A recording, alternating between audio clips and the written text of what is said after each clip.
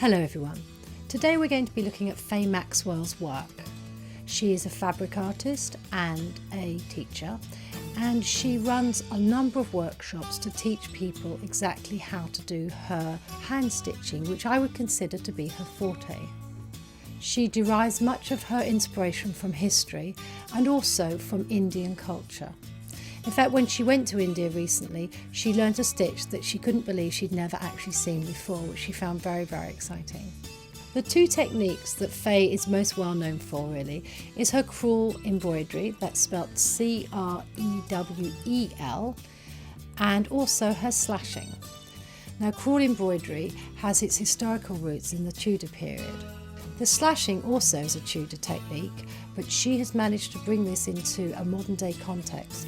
And in our demo today, Faye will be teaching us how to create our own new surface through slashing. Before we begin, Faye, could you tell us who you are and a little bit about your background, please?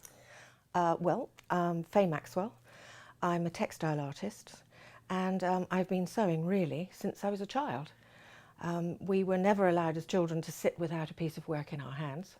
I was given tray cloths and antimacassars and armrests, and my favourite stitch of that time was lazy daisy stitch. And everywhere I used to get covered in lazy daisy stitch. My sister used to knit and crochet, and I was taught to embroider. Can you tell us a little bit about your academic background in terms of your stitching? It took me to Bournemouth Art College, where I did a diploma in fashion and textiles. At least it started off in fashion and textiles. I then got really very bored with the fashion, and because I've always been interested in history, I went into theatrical costume design because it gave me a much broader timescale to play with. And from there, I went to work in Sadler's Wells for a short period of time, working in the wardrobe department. So how did you make the transition from costume design to embroidery? I think that was just the time scale, really. I left the theatre and went back into fashion. And then, of course, as you grow up and get older, you get married and things happen, you have your children and so on and so forth. I've always been happily stitching, but it wasn't until I found the local adult education and the City and Guilds course that my son said to me, "Come on, Mum, it's time that you had a go." So I took a 4-year course in City and Guilds. Specifically, what course was it that you did? It was embroidered textiles. Excellent. And it was just a real wonderful 4-year trip. So with your City and Guilds course, was that predominantly teaching you specific skills? They taught us every stitch that you could possibly wish to know. They taught you how to design, how to use it, how to place it. And of course, because I'd got the background from Bournemouth, and I lapped it up. I was just having a whale of a time, and my entire house became covered in samples and pieces of work. You were talking about the 16th century, especially the Tudor period, which was a big influence and a big inspiration for you. How did that come about? I used to love drawing outfits and costumes from that period of time, particularly for the theatre, and of course its colour and the use of its fabrics and its techniques. We had wonderful techniques coming through at that time, which included, of course, slashing. Would you like to explain a little bit more about what exactly is slashing? Yes, slashing originated back in the 1600s, and Henry VIII, of course, is known very much for his slashed doublets, where he would have a jacket that was made of velvet. They would slash it and edge the outside edges of the slashed piece and then pull a beautiful piece of silk through. And you see that a lot in wonderful costume dramas of today. This is taking it slightly further. What I've tried to do is to take 15th and 16th century techniques and make them into a contemporary use. And of course, we have so many more fabrics now. They only had velvets, cottons, linens, and then eventually silk. We've got polyesters, we've got all sorts of things that melt, things that don't. It's just a huge adventure. You've got your slashing technique, which is, I've never seen anything like it before. The other thing that interested me was your crewel work. Can you tell us a little bit more about that? Yes, the crewel work, again, it was probably one of the very first uses of interior decoration. They would have linen with beautiful flower designs worked in a thing called crewel wool. And the word crewel came from the inferior quality of wool that they used at that time. So they used this wool, they would lay down a lovely shape, and then onto it they would pile every conceivable stitch that they could find, all in different colours. And they would put them as bed hangings and curtains, drapes, tablecloths, all over their houses, which of course were all made of very heavy wood at that time. So this beautiful floral finish and the lovely colours would just look stunning. So what I've done is tried to introduce silk, which of course came from India much later. And of course it was being used in India at that time, and they were doing their form of stitches. So I've introduced silk, and I've used, instead of using a cotton background, I've used the silk. I've got wool, applique, and then on top of the applique we pile in all these wonderful colours of thread. And of course, because we've got homes that are more modern, very neutral colours, we can change the colours from 1500 and 1600 to our beautiful colours of today. Absolutely. The lovely white on white, pale apricots, lemons, blues, that sort of thing. We can truly bring it all up to date. You mentioned to me about the need for family heirlooms. The crewel work came from 1500. We have got so many examples of it, and very little examples of slashing, but the crewel work, we have a lot of examples, a lot of written history. So we're talking 500, 600-year-old pieces of work. And I suddenly thought how lovely it would be for everyone to be able to create a piece for the 21st century that they will be able to hand down and in 500 years' time say, oh, that's Granny so-and-so's cushion, and it will still be there. Not a replica of 1500, but something taken from our homes today. We have so many beautiful designs and fabrics that we use in our homes, and of course the colours have changed. So we've got lovely neutral shades, we've got lovely rich silks that we can use. So my crewel work is a wool blanket felt appliqued onto silk, because I like the matte of the wool against the richness of the silk.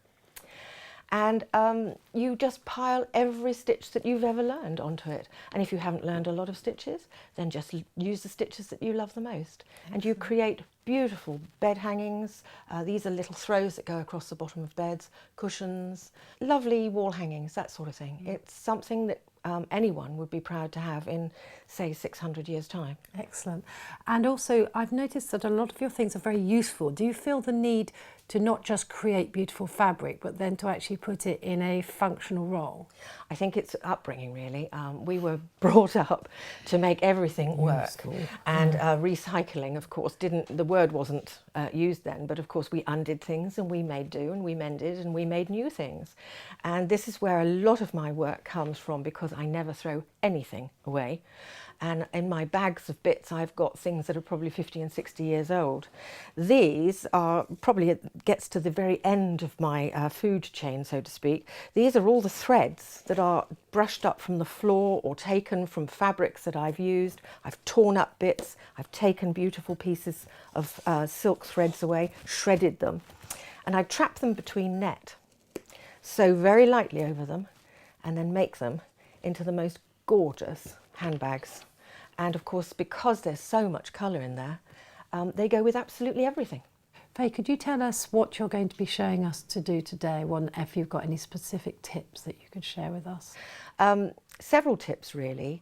The first, we're going to be doing this slashing and combining the two techniques of slashing, one with the straight lines and then leaving areas that we can put a little grid in. One of the very first ones I ever did, I just used a basic old piece of calico, and after I'd laid all the fabrics on, slashed it, I put a turning, and would you believe it, the white calico showed through. So the biggest tip I would say is never ever use a white background. Always use the nastiest, most horrible colour that you've got in your rag bag. One of the things that I try to do with the ladies on my workshops are, we throw our rag bags onto the floor, and the rule is you close your eyes and you put your hand into that rag bag, and whatever you come out with you use. Now that is not easy. Rather like my piece of green crimpling, I kept on throwing it back. But I assure you that that very nasty bit that's been in there since 1943 will probably make that piece that you're working on today. So you close your eyes, you reach into your rag bag, you pull out all these little bits and pieces, and you can use anything. You can use cotton, velvet, I've even used hessian, you can use silk. I wouldn't use too many shears because they're very fine and they disappear. And we're just going to have fun layering them all up. This is a very different technique to faux chenilling, which actually has 6 wonderful squares laid on top of one another in a regular shape. This, we're not going to use regular shapes at all. We're going to just throw everything in that we can find. And eventually we'll get to about sort of 6-ish layers. It's very difficult to actually describe. We put a lovely piece of fabric on the top and then we start to sew. What I'm going to show you today is how to make a handbag with the slashing technique. We begin with a base, and the base needs to be coloured. And particularly when making handbags, we don't want to waste too much time layering up fabric that we're not going to be using. So I draw my shape on both the back and the front of this piece of base fabric. We're going to layer on all our fabrics, put a top layer on, and then sew it. And eventually it will look like this. So here we have our base fabric, we have, which is this going to be this blue one, we have our bits and pieces laid on top of it, and then we have the yellow top layer of the fabric. So this is the shape of my handbag, and this is one side and that's the other. It's absolutely identical on both sides, and I've drawn it on both the back of the fabric and on the front of the fabric, and we're going to infill all of this with layers and layers of fabrics, one on top of the other, to just go inside and just creep out slightly over the edges. Now, the first thing that we've got to do is dive into your rag bag and take out absolutely everything. The rule is close your eyes and whatever you bring out, you use, because it will all look super. You take your base piece of fabric and lay it out. I've got loads and loads of bits and pieces that I've got here ready. But one thing I will say to you, don't use a lightweight fabric as your base. You're going to slash these and the scissors will go so quickly through. So always use something that's actually of a tougher nature. Now we're going to take all our bits and pieces, and I really don't even iron them. I just tear them into strips and lumps and bumps and bits and pieces. We're going to be doing a grid, and so any fabric that is one-sided, you've got fabric that's got printed on one side and white on the other, put it in upside down, because we want to fold them back later so that the colour is on the top. Layer it all up, and it's amazing how many layers will go into this. It's difficult to say how many layers, like 6 or 5 or whatever, but eventually you get to the point where you pat it and you know your poor machine is not likely to be able to take anything else. So we're throwing all of these bits and pieces in. Make sure that they go out over the edges, but not too far out over the edges. And put, for instance, if I've got a bright pink, I'll put bright pink at one end of the bag and bright pink at the other end of the bag, just to give it a bit of continuity. And we just throw in all these wonderful bits and pieces, one on top of the other. Do make sure that there is absolutely no bald bit, because if there's a bald bit, it really does look skimped. So I've layered them all up, and as you can see, they're all willy-nilly. They're all sort of just thrown in one on top of the other. I haven't taken too much time and effort. And now I'm going to take, in this case, a very pretty piece of pink silk. Silk is very good for the top of a bag. It's just so delicate and fine, and it's when you slash it, it goes all sort of curly. It's absolutely delicious. I would say under no circumstances tack this, because the tacking in itself takes time, but when you're sewing it, the tacking thread gets caught in your foot and it's so irritating. So I overly pin it. I just pin it to bits all over the place so that all the pieces are absolutely fine. underneath and kept still. You've got a lot of layers in here. So just pour in all the pins that you can all over the place until you can't do them anymore. And if you've got bits that are hanging out of the edge that you think are just too far over, just fold them back in again, throw them all back in again. Don't let them be any waste. It's rather like a sort of huge pudding of bits underneath. So I think I've pinned that enough now, and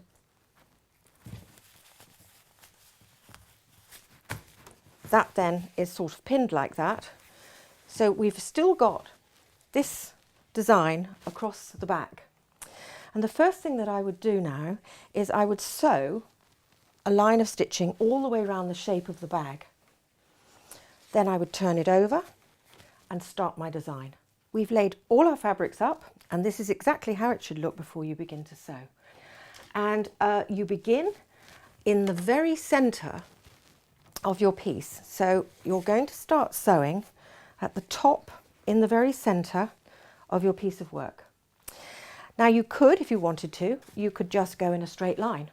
So you've got 6 lines in a straight line, or better still, in just a lovely wavy shape that takes you down from the top centre to the bottom. Okay, so the first thing that we're going to do, Jamie, is we're going to go around the outside of the handbag to give us our shape, and then we can work all our patterns inside there. So if you work on your piece of blue and I will work on my piece of pink. It really doesn't matter if the fabric rucks up. The more the rucking, the more fabric that you have in your cutting. There is no mistake. It's only ever different. Springboards, as they say. Yep, springboards. I'm going to go from top to bottom. You're going from side to side. It needs to go the width of your foot, and I tend to sit back on it. I sit right back on it and just let the fabric swirl in its own right.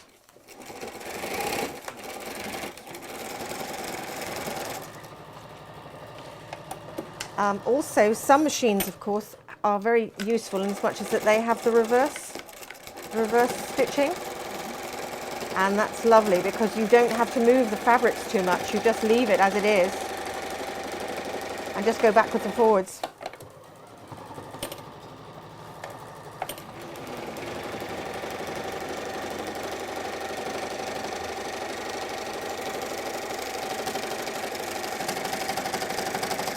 You can hear when your machine's going over a thick lump of fabric, it really does struggle it. This will take us about 2 hours to complete. And I'll come down through the centre of this grid, as close to the centre as I can, all the way down through the centre.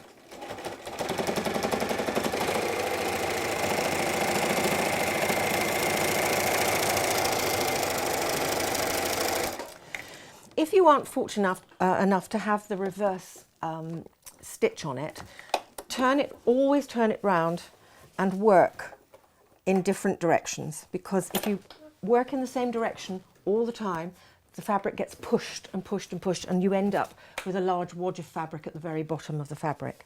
So I have now got 1/4 inch between my foot and the previous line, which is a good 1/2 inch, and I'm going down to do that.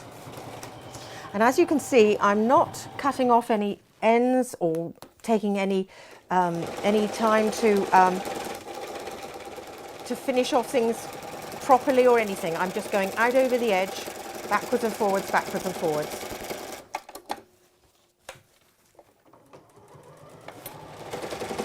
When you meet one of the previous lines, you just take no notice of it. You don't want to go over it at any of the lines. You want to infill with your grid.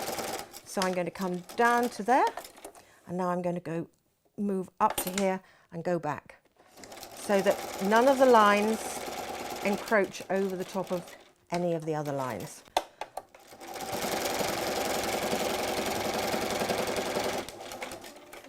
So now I've finished all the vertical lines, and they're 1/2 inch apart, as opposed to the 1/4 inch of the little wavy lines. We come back into the centre and we're going to do the right angle lines now. And that begins again in the centre, and you work up and down 1/4 of an inch and then the width of your foot.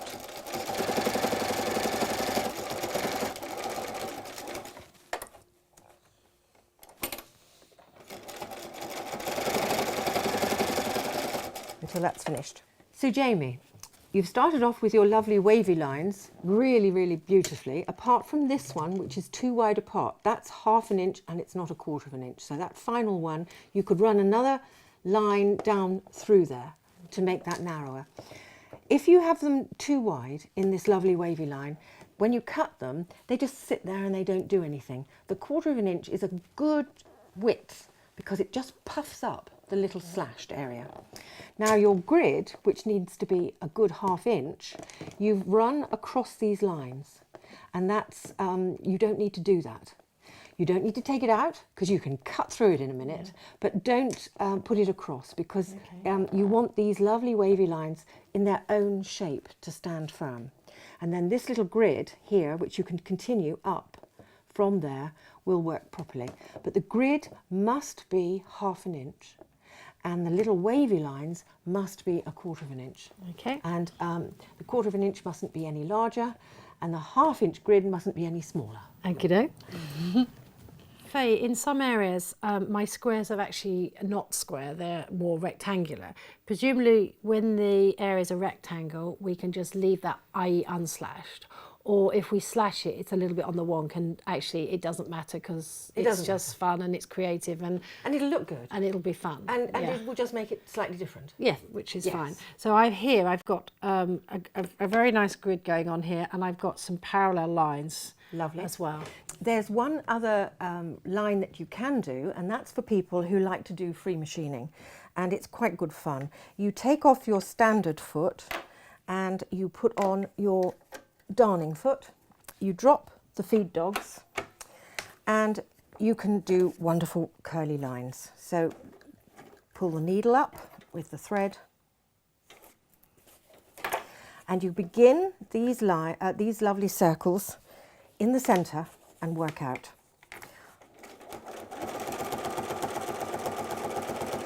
And I'll just cut that off because it gets in the way. You keep these lines as close to 1/4 of an inch as you can. And it's bound to be a bit wonky because you hit lumps of fabric underneath.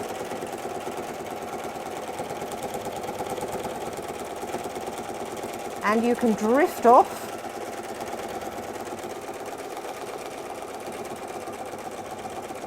and do all sorts of lovely curly patterns. And then that's the basic shape, and then you just fill in the rest around with lovely 1/4 of an inch lines. So that really is as much of the sewing that you need to do to cover the lot, and you really must cover the whole lot. And once you finish that, you're ready to slash. So this is what it's all going to look like when it's finished.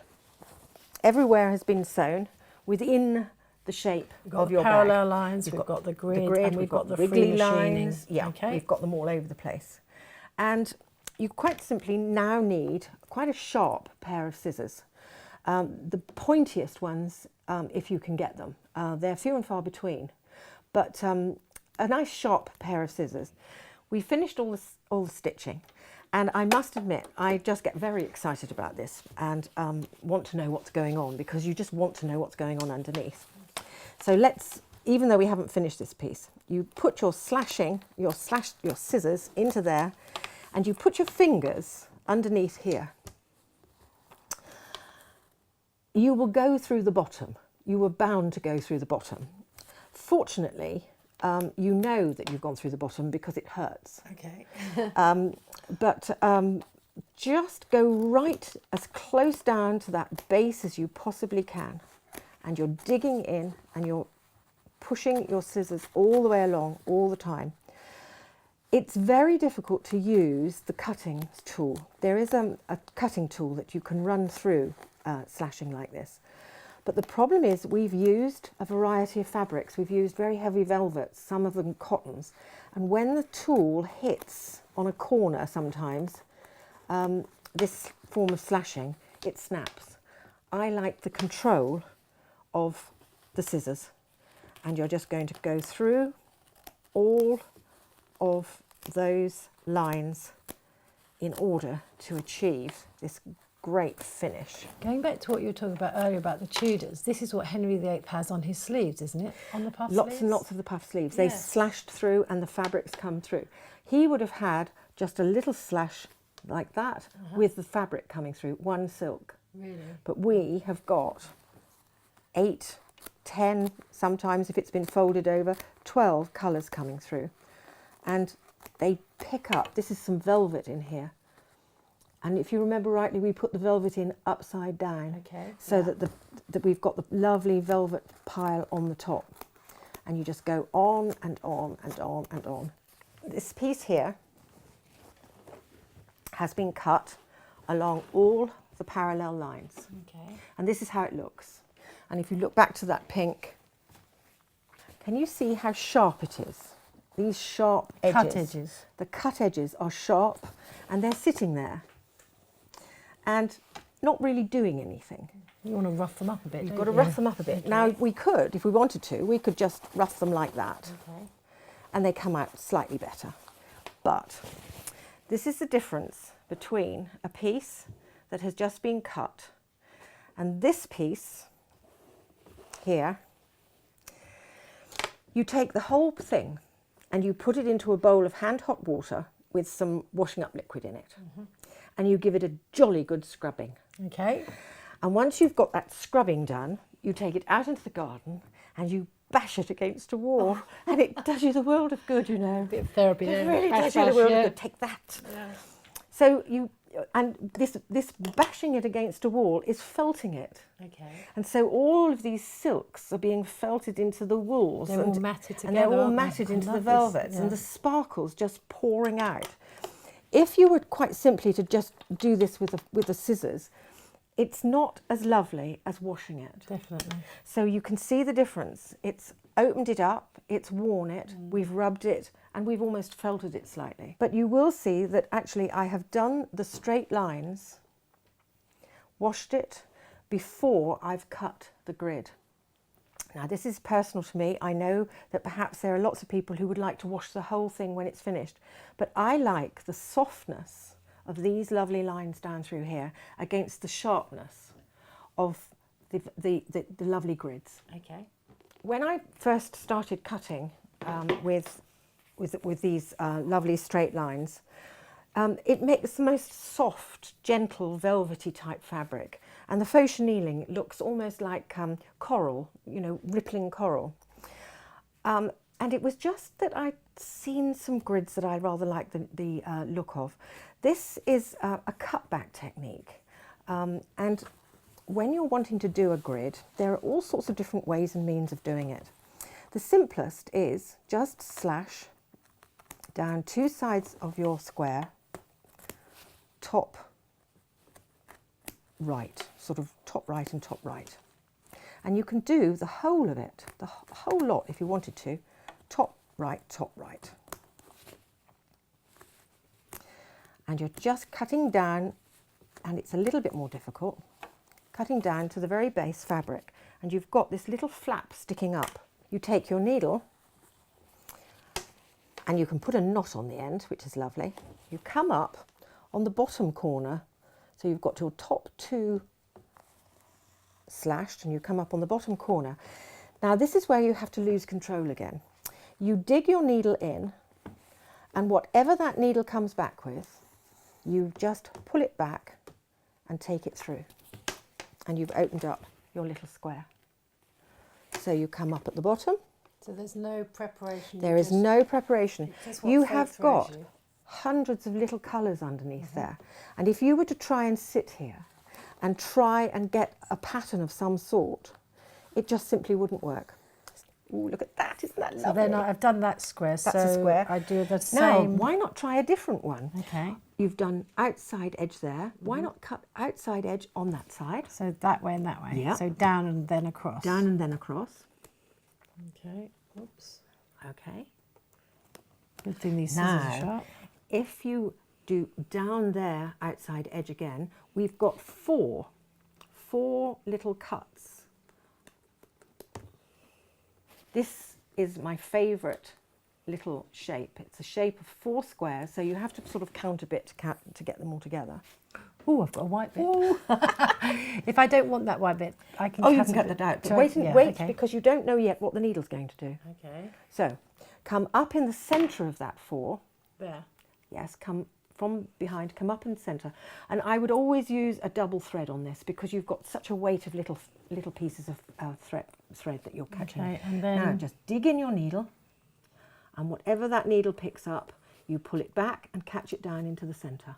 And because it's not quite a square, it's more of a rectangle, it's kind of... I'll just pull it into the middle a bit. There you go. Lovely. Now, pull in the centre. So I come back up into the middle. Catch the corner of that one. Like that. Yeah. Oops, gone too far.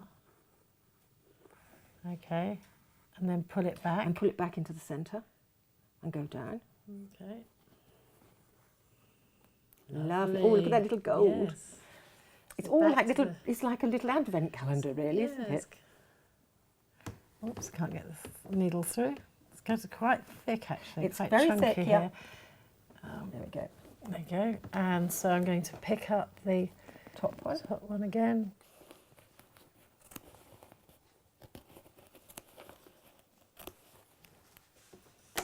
Okay, I think I'm nearly finished, Faye. Lovely. So I fasten off now? No, you just simply go from there to your next one. So in fact, if you were going to do a whole line of 4s, you would just come up in the centre here and go in again. But obviously that's a bit of a rectangle, I could just leave that. Leave that and slash that one. That square there, those Absolutely. 4 squares. Yes. And carry on. Yes. Excellent. Or you could, if you wanted to, just slash them all in the same direction. I mean, there are patterns within It's patterns. kind of what you want to do. By the time that you finish this technique, you have a unique piece of fabric. You'll never be able to make it again yourself even, but no one else will have it. It will be absolutely yours. And everyone who sees it will say, oh gosh, where did you get that? How is it done? Because it's such an intricate looking thing. It's fabulous and it's great fun to do.